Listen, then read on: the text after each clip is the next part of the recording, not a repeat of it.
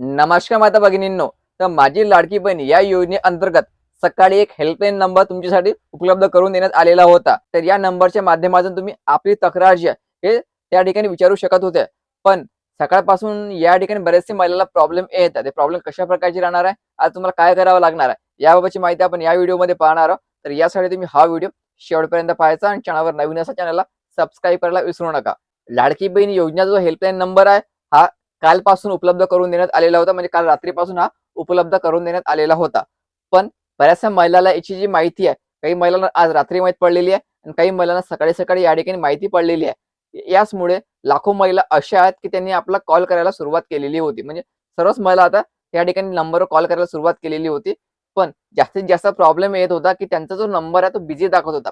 जास्तीत जास्त महिलांच्या कमेंट असे आहेत, की आम्ही कॉल केला पण नंबर तो आहे तो बिझी दाखवत होता. तर बघा महिलांच्या कमेंट कशा प्रकारच्या आहेत तर बघा कमेंट्स महिलांच्या बिझी आहे नंबरवर फोन लागत नाही आहे. काय आनंदाची बातमी फोन व्यस्त दाखवत आहे. फोन व्यस्त दाखवत आहे.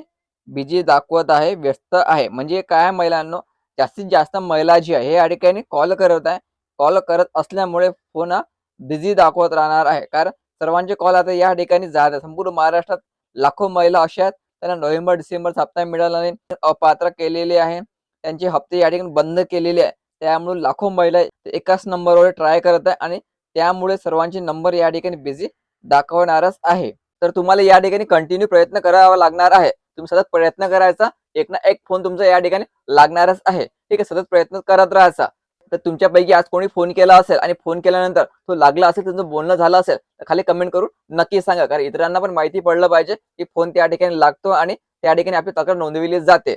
जर तुमचाही फोन लागला नसेल किंवा तुमचाही कॉल अटेंड केला नसेल, हे पण कमेंट करून मला सांगा. त्याबाबत पुढील काही अपडेट आले, की त्या व्हिडिओवर मी तुमच्यावर नक्की पोहोचेल. त्यासाठी चॅनलला सबस्क्राईब करा. धन्यवाद.